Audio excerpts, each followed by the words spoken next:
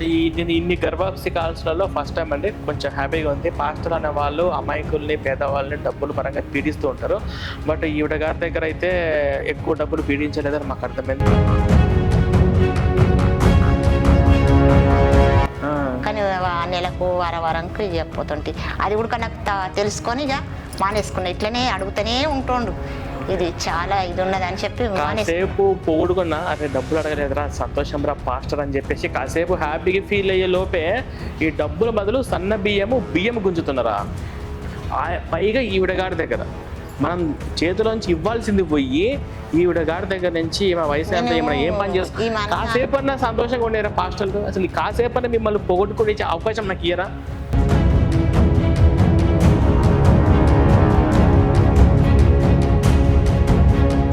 సిగ్గుశరం ఏముండదురా. ఏం పేరు బడి పేరు, ఏం పేరు పాస్టర్ పేరు, ఏం పేరండి పాస్టర్ పేరు, ఏం పేరు? రూబెన్నయ్య గారు కావచ్చు. రూబేనో ఎవడైతే నాకేంది ఏంటంటే నీకు రారు, చర్చికి రారు, అయిపోయింది. ఇంకా ఇప్పుడు కూడా వచ్చి పీడించడమేనా అంటే ఇక్కడ ఎవరు లేరనుకున్నారా? ఈవిడ గారికి సపోర్టుగా మోక్షధర్మ గీతం మాత్రమే కాదు, ఎక్స్ క్రిస్టియన్ టీం ఇక్కడ మౌలంలో చాలా మంది ఉన్నారు. ఇంకొకసారి ఇంటికాడికి వచ్చి నేను బహిరంగంగా చెప్తున్నా, లక్ష్మి గారిని చర్చికి రండి అని చెప్పేసి అంటే బలవంతపు మత మార్పిడి కింద మనం కేసు బుక్ చేద్దాం. మీరు ఆలోచించాల్సిన అవసరం లేదమ్మా. ఇప్పుడు మీరు భయపడాల్సిన అవసరం లేదు. ఈ పాస్టర్లు అంటే జఫగాలు వాళ్ళ పెద్ద. ఇంతకుముందు గర్వాప చేసినప్పుడు మన జై శ్రీరామ్ అను తల్లి అని ఎన్నిసార్లు అన్నా కూడా జై శ్రీరామ్ అనలేదు. ఇప్పుడు జై శ్రీరామ్ అనగానే ఆవిడంతా ఆవే జై శ్రీరామ్ అంటుంది. అను తల్లి ఒకసారి జై శ్రీరామ్, జై శ్రీరామ్, జై శ్రీరామ్.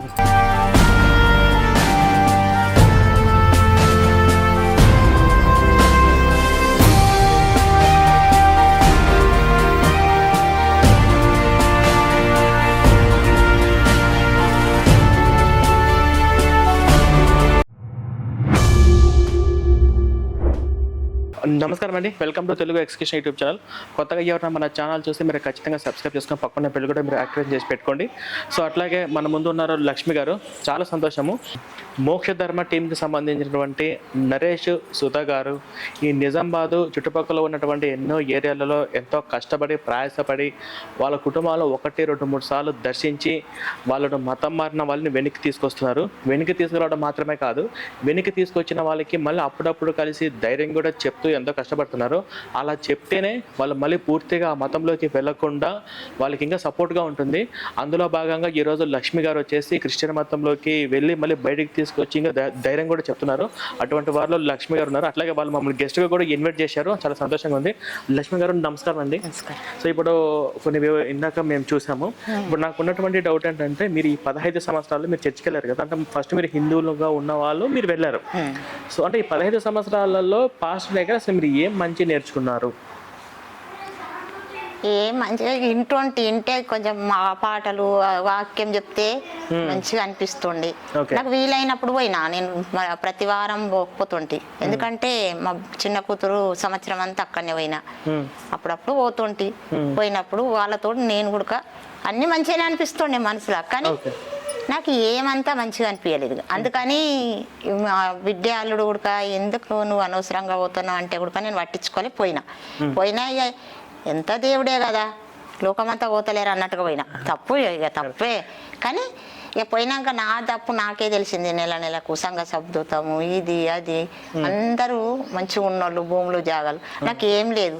అయినా కానీ నువ్వు అడుగుతున్నావు పాస్టర్, నువ్వు ఏం అడుగుతున్నావేమో, అక్క అంటావు మళ్ళీ డబ్బులు అంటావు అని అంటుంటే అంటే సప్పుడు చేయలేడు. నన్ను ఎట్లా అడగాలనిపిస్తుంది? 2 కూతుళ్ళు, భర్త లేడు అని ఒక్కసారి నన్ను ఆలోచిస్తావా పాస్టర్ అని అంటే ఊకున్నాడు. ఇప్పుడు మీతో పాటు మీ పిల్లలు కూడా చర్చికి వెళ్ళారా? లే, వాళ్ళు రాకనే కదా ఇదంతా. నేను ఒక్కదాన్ని ఏదో ఒకదాన్ని వెళ్ళదానివి, వాళ్ళైతే వెళ్ళేవాళ్ళు కాదు. వాళ్ళు ఎన్నరు రాలేదు, వాళ్ళు రాలేరు కాబట్టి నేను మానుకున్న వాళ్ళు చర్చి. మీరు ఒక్కళ్ళే వెళ్ళి వచ్చేవాళ్ళు. ఇప్పుడు పాస్టర్ అంటుంటారు కదా, ఇప్పుడు మీతో కాకుండా మీ పిల్లలు కూడా చర్చికి రావాలి అని మస్తుగా అన్నాడు. మీ పిల్లలు కూడా మీ కుటుంబం అంతా 7 తరాల పాటు మంచిగా అవుతారు, అంచెలంచెలు ఎదుగుతారు, తీసుకురా అక్క మీ పాల్లుండ్లను కూతుళ్ళను నువ్వు తీసుకురా అంటే నేను వచ్చేదే పెద్ద బాధ అయిపోయింది. ఇంకా వాళ్ళు ఏడొస్తారు, వాళ్ళు రారు. నేనే ఎట్లయితే తెలియదు ఇంకా. అంటే వాళ్ళు కొన్ని ట్రిక్స్ యూజ్ చేస్తారు. మీరు రాకుండా మీ ఫ్యామిలీ మొత్తం రావాలి, లేకపోతే దేవుడు ఉగ్రత వస్తుంది, దేవుడు విడిచిపెట్టారు, భయం అది పెట్టారు. ఏదన్నా చేసినా గానీ పనులు కావు, సాతాళుడు ఎంబట పడతాడు. చెప్పారు ఇట్లా? భయపెట్టించారు. చెప్తానేనన్నా మాకు కుదరదే, వాళ్ళు పట్టించుకోరు. నేనే వచ్చుడే కష్టం. నేను కూడా ఎన్నడమో అనుకుంటాను, తెలియదు నా మనసుకు. ఇప్పుడు మీకు ఎప్పుడైనా అర్థమైంది దేవుడు ఏంటి, నేను ఒక్క నేర్లు మొక్కకుండా నా పిల్లలు కూడా రావాలి, రాకపోతే వాళ్ళొక శాపం వేస్తా అని చెప్పేసి వీడేం దేవుడు అని చెప్పేసి మీకు ఎప్పుడన్నా డౌట్ వచ్చిందా, అనుమానం ఎప్పుడన్నా? వాళ్ళంతా దాకా రాలేదు కానీ గిట్టనే అన్నాడు, మీ పిల్లల్ని కూడా తీసుకురండి అక్క, ఎందుకైనా మంచిది. వాళ్ళు ఒప్పుకోరు కదా, నా పిల్లలని తీసుకొచ్చి దానికి ఒకరి ఇంటికి ఇచ్చిన కదా, వాళ్ళు ఒప్పుకోరు, వాళ్ళ అత్తగారు ఒప్పుకోలే కదా. హిందువులుగానే ఉన్నారా? పెళ్లిళ్ళు హిందువులనే జరిగినాయి, హిందువులు చిన్న వయసులోనే అయింది, వాళ్ళ ఇంటికాడ వాళ్ళు ఉన్నారు. ఓకే. ఇప్పుడు నాకు ఉన్నటువంటి పెద్ద డౌట్ ఏంటంటే, ఇప్పుడు మీరు క్రిస్టియన్లోకి వెళ్ళడానికంటే ముందు మీ ఇంట్లో హిందూ దేవుళ్ళ పటాలు పెట్టుకుని మీరు పూజించుకునే వాళ్ళు కదా, మరి ఆ మతంలోకి వెళ్ళిన తర్వాత ఆ దేవుడి పటాలు తీసి మీరు బయట పడేశారని చెప్పేసి మీరు ఇందాక ఇంటర్వ్యూలో నేను చూసాను. అసలు అలా ఎలా పడేయాలనిపించింది? అంటే వాళ్ళు దేవుళ్ళని మీకు అసలు జాలి, కరుణ, దయ, భయం పాడేయలేదు. ఏం చేశారు?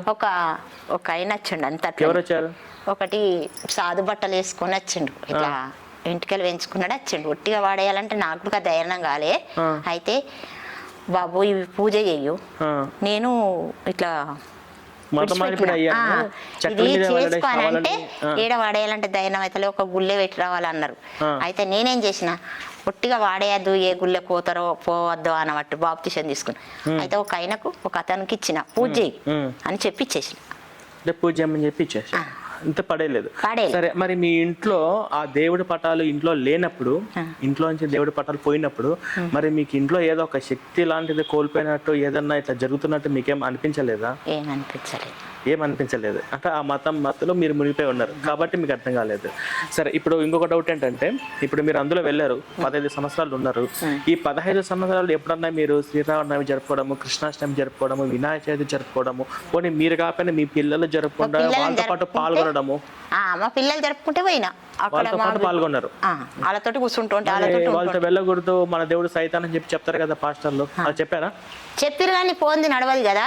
ఓకే. ఏదైనా పెద్దగుట్టకు చేస్తే ఆడ ఇంటికి తీస్తే అక్కడికి పోయినా, వీళ్ళు పండుగలు చేస్తే వీళ్ళ ఇంటికి వచ్చిన, కానీ వీళ్ళని కాదని నేను ఇక. అంటే ఈ కుటుంబ బంధుత్వాలు విడగొట్టేలాగా ఉంది మతం అని మీకు ఎప్పుడు కనీసం ఏమి అనిపించలేదా? అనిపించేగా ఇన్ని రోజులకు అనిపించే వదిలిపెట్టా కదా, వదిలిపెట్టేస్తారు. ఓకే. ఇంకో విషయం ఏంటంటే, ఈ 15 ఏళ్లలో మీరు కానుకలు కానీ, దశమ భాగం అంటే మీరు సంపాదించుకున్న సంపాదనలో 10% పాస్టర్లకు ఇవ్వడం లాంటివి కానీ ఏమైనా చేశారా? నేను చేసేదే కొద్దిగా పని. ఎంత ఇచ్చేవాళ్ళు? ఒక నెలకు 4 ఆదివారాలు కలిపి, పోనీ మీరు వెళ్ళినప్పుడల్లా ఏదో 500, 400, 300 సంవత్సరంకు ఒక 100 ఇస్తుంటే. ఓకే. అంటే ఎక్కువ డబ్బులు ఇచ్చేవాళ్ళైతే కాదు. సో ఇది చాలా సంతోషం. నన్ను అంతగానం ఫిక్స్ పట్టలేరు, నెలకు ఒక 100 నాకు తోచిన కాడికి ఇట్లా గల్లలేసుడు అంతే. నేను ఇన్ని గర్భాప్సి కాల్స్లలో ఫస్ట్ టైం అండి, కొంచెం హ్యాపీగా ఉంది. పాస్టర్ అనే వాళ్ళు అమాయకుల్ని, పేదవాళ్ళని డబ్బులు పరంగా పీడిస్తూ ఉంటారు. బట్ ఈవిడ గారి దగ్గర అయితే ఎక్కువ డబ్బులు పీడించలేదని మాకు అర్థమైంది. ఇంకో డౌట్ ఏంటంటే, ఇప్పుడు మీరు వ్యవసాయం చేసి మీరు సంపాదించే దాంట్లో వ్యవసాయంలో 10% ఇవాళ ఇచ్చారా? మీరు కూరగాయలు ఇవ్వడము, బియ్యం ఇవ్వడం ఇచ్చారా? ఇక అవన్నీ నాకు పంట లేదు, ఏది లేదు, కానీ నాకు తోసిన కాడికి బిడిలు చేస్తా కదా, అవి కొన్ని ఇస్తుంటే ఏదో నాకు తోసిన కాడికి. కాకపోతే నాకు పంట వండది కదా, బియ్యం ఇవ్వాలని అంటే కంట్రోల్ బియ్యం అప్పుడు ఎక్కువ వస్తుండే, ఇచ్చారా? కొన్ని ఇచ్చేస్తుంటే కొన్ని నెలలు. ఎంత ఇస్తుండే వాళ్ళు నెలకు ఏమన్నా మీకు తెలిసినంత వరకు? ఇగో ఇట్లా పండగ అప్పుడు మాత్రం చన్నం బియ్యం కొన్ని ఇచ్చేస్తుంటే సంవత్సరం, కానీ నెలకు వారంకు ఇవ్వకపోతుంటే అది కూడా నాకు తెలుసుకొని ఇక మానేసుకున్నా. ఇట్లనే అడుగుతూనే ఉంటుండు, ఇది చాలా ఇది ఉన్నది అని చెప్పి కాసేపు పొగుడుకున్నా, అరే డబ్బులు అడగలేదురా, సంతోషం రా పాస్టర్ అని చెప్పేసి కాసేపు హ్యాపీగా ఫీల్ అయ్యే లోపే ఈ డబ్బుల బదులు సన్న బియ్యం గుంజుతున్నారా? పైగా ఈవిడగాడి దగ్గర మనం చేతిలోంచి ఇవ్వాల్సింది పోయి ఈవిడ గారి దగ్గర నుంచి మా వయసు ఎంత ఏం పని చేస్తాం, కాసేపు అన్నా సంతోషంగా ఉండేరా పాస్టర్లు? అసలు కాసేపు అన్నా మిమ్మల్ని పొగొట్టుకునే అవకాశం నాకు ఇయ్యరా? కాసేపు పొగుడుతున్నారు, అరే పర్లేదు డబ్బులు తీసుకోవట్లేదు అమ్మ, ఈ విషయంలో ఈవిడ గారి విషయంలో బెటర్ అనుకుంటారు, కాసేపే బియ్యం లాక్కుంటున్నారు. ఇంకా కూరగాయలు ఏమన్నా? కూరగాయలు కూరగాయలు బియ్యం ఒకటే ఇక ఒకటేసారి అన్న నేను భర్త మా చిన్న పిల్లల్ని పట్టుకొని భర్త లేడు నువ్వు కిందకు అడుగుతావు ఎవరు పైసలు ఇట్లా నన్ను అడగాలని ఎట్లా అనిపిస్తుంది అని అన్న అన్న నుంచి ఇక కొంచెం ఆయన అడుగుడు బంద్ చేసిండు. నేనే నా ఇష్టపూర్వంగానే 100 సంఘ శబ్దం ఇస్తా.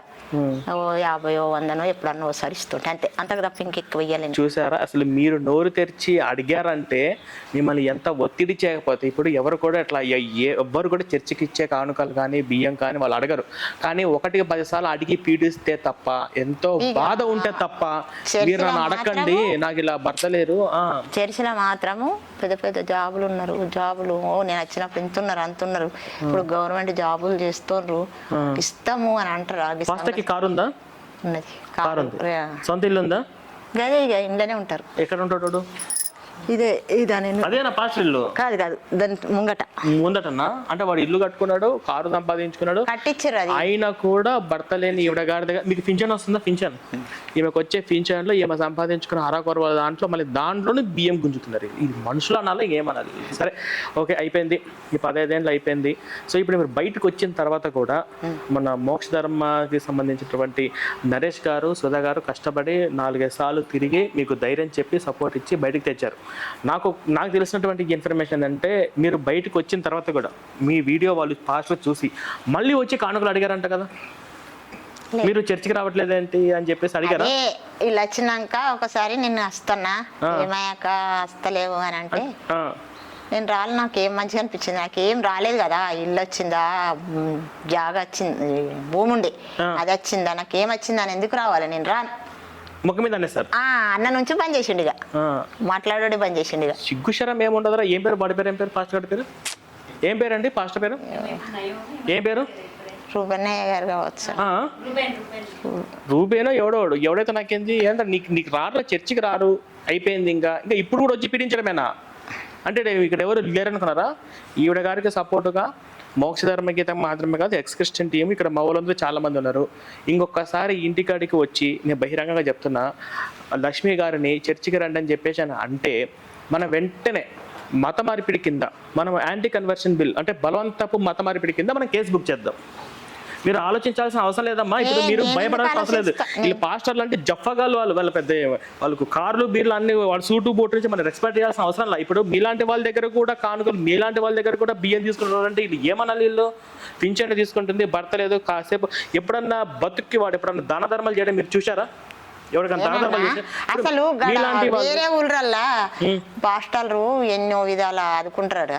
మీరేంది నేను అన్నా ముఖంగానే నేస్తుంటి, మీరేంది ఈ భర్తలేని ఆమె దగ్గర ఆడపిల్లలు ఉన్నారు, నా దగ్గర తీసుకున్నాడు ఏంది, అసలు అర్థమే అయితలేదు, మీరు వెలుపు చేయాలి అన్న. నేను అంటే కావాలి కదా, దీనికి కావాలి కదా, అందుకని అడుగుతాం అక్క, మేము ఏం చేసుకుంటాము, సంఘము ఇదంతా మంచిగా ఉండాలి కదా అంటుండే. సరే, ఈ రూబేన్ వాడు ఎవడో కానీ నెక్స్ట్ టైం ఇక్కడికి వచ్చాడంటే ముందు వెనక ఆలోచించకుండా మన ఆధారాలన్నీ తీసుకొని మనం వెళ్ళి బలవంతరపు మత మార్పిడి కింద కేసు. ఎందుకంటే అమ్మా ఇప్పుడు నేనేమంటున్నా అంటే మీకు సపోర్ట్గా మేమందరం ఉండే, మీరు మా ముందు నించోండి చాలు. నేనేమంటున్నా అంటే మీలాంటి వాళ్ళు ఎంతమంది ఈ రూబేన్ అనే ఫాల్తో కాబట్టి ఎంతమంది దగ్గర లాగుతున్నాడు దశం భాగాలు. ఇప్పుడు మీరంటే కొంచెం ధైర్యంగా బయటకు వచ్చారు, ఇంకా ఎంతమంది దగ్గర తీసుకుంటుండొచ్చు? ఈ చర్చి ఎక్కడుంది? ఈయనే ఉందా చర్చి? మొత్తం చర్చిలో ఎంతమంది ఉంటారు? 200 మంది. ఎంతమంది ఉంటారు చర్చిలో? 100 మందికి ఎక్కువ ఉన్నారు కదా. అంటే ఆ 100 మందిలో మీలాంటి వాళ్ళు, మీ వయసు ఉన్న వాళ్ళు ఉంటారు కదా. మళ్ళీ మీ వయసు ఉన్న వాళ్ళ దగ్గర ఇట్లా భర్త చనిపోయిన వాళ్ళు, కూలీనాళ్ళు పనిచేసుకున్న వాళ్ళు కదా, అక్కడ చర్చికి వచ్చే వాళ్ళందరూ ఎవరైనా కారులో వచ్చేటోళ్ళు ఉన్నారా? ఒక ఈ పాస్టర్ గారు తప్ప ఉన్నారా? ఇప్పుడు వాళ్ళ దగ్గర కూడా కానుకలు దశం భాగాలు బాగా తీసుకుంటారు కదా, మంచిగానే ఇస్తారు. అంటే ఇది మొత్తం వ్యాపారం. అది చాలా సంతోషం. ఇప్పటి వరకు మీరు ఒక పెద్ద తప్పు చేశారు, ఆ దరిద్రం నుండి పెద్ద తప్పు చేశారు. ఇప్పటికైనా మీరు నిజం తెలుసుకొని బయటకు రావడం మాకు చాలా సంతోషంగా అనిపిస్తుంది.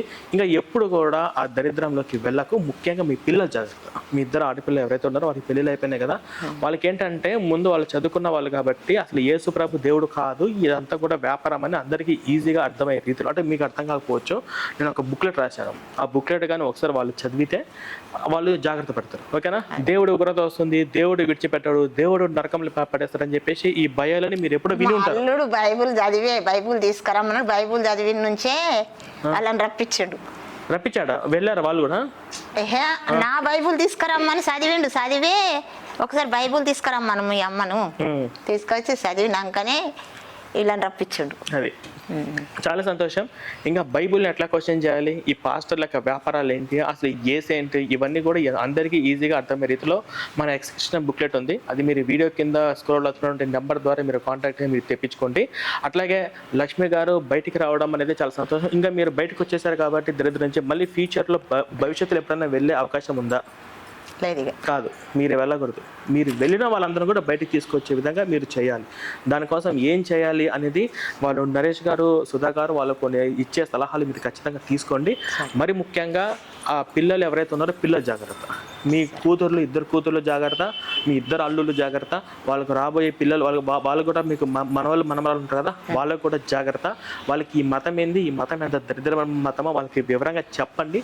చెప్పిన తర్వాత వాళ్ళు వెళ్ళనివ్వకుండా కుటుంబాలన్నీ సంతోషంగా ఉండాలంటే దరిద్రంలోకి వెళ్ళకూడదు. ఎందుకంటే మీరు 15 సంవత్సరాలు ఉన్నారంటే మీరు ఎంతో దరిద్రం మీరు అనుభవించారు కదా. మీరు చేసిన తప్పేంటి? ఇంట్లో ఉన్న హిందూ దేవుల పట్టాలు తీసి ఎవరికో ఇచ్చారు, దాదాపుగా మీరు పడేసినట్టే.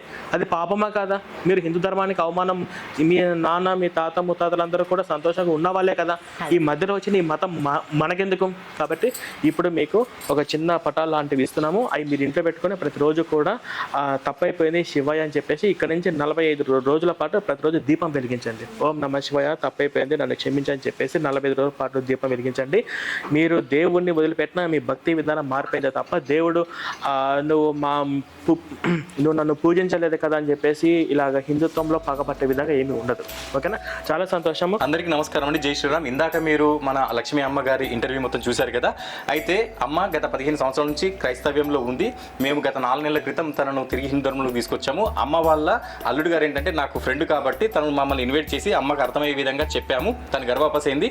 ఇప్పుడు ఏంటంటే మేము గత 4 నెలల నుంచి మేము ఫాలోఅప్ చేసి ఇప్పుడు ఎలా ఉంది ఏంటి అని పూర్తిగా సంపూర్ణంగా హిందుత్వంలోకి వచ్చిన తర్వాతనే మన ఎక్స్క్రిస్టియన్ ప్రవీణ్ గారిని కూడా మనం ఇక్కడికి ఇన్వైట్ చేయడం జరిగింది గెస్ట్ లాగా. అదేవిధంగా శివాలి గారు కూడా వచ్చారన్నమాట. సో ఇక్కడ అమ్మ పూర్తిగా హిందూ ధర్మంలోకి వచ్చిన సందర్భంగా మనందరి చేతుల మీదుగా తనను గర్భాపసి చేస్తున్నాము. తనకి ఈ యొక్క కార్యక్రమానికి మా అందరికీ సహకరించిన దాతలందరికీ ధన్యవాదాలండి ప్రవీణ్ గారు. నేనేంటంటే పిలవగానే మళ్ళీ ఎక్స్క్రిస్టియన్ ప్రవీణ్ గారు వచ్చినందుకు ప్రత్యేకంగా ధన్యవాదాలండి. జై శ్రీరామ్. Thank you. అమ్మ ఇంతకుముందు గర్వాపస్ చేసినప్పుడు మరి జై శ్రీరామ్ అనుతల్లి అని ఎన్నిసార్లు అన్నా కూడా జై శ్రీరామ్ అనలేదు. ఇప్పుడు జై శ్రీరామ్ అనగానే ఆవిడంతటా అవే జై శ్రీరామ్ అంటుంది. అనుతల్లి ఒకసారి జై శ్రీరామ్. జై శ్రీరామ్. జై శ్రీరామ్.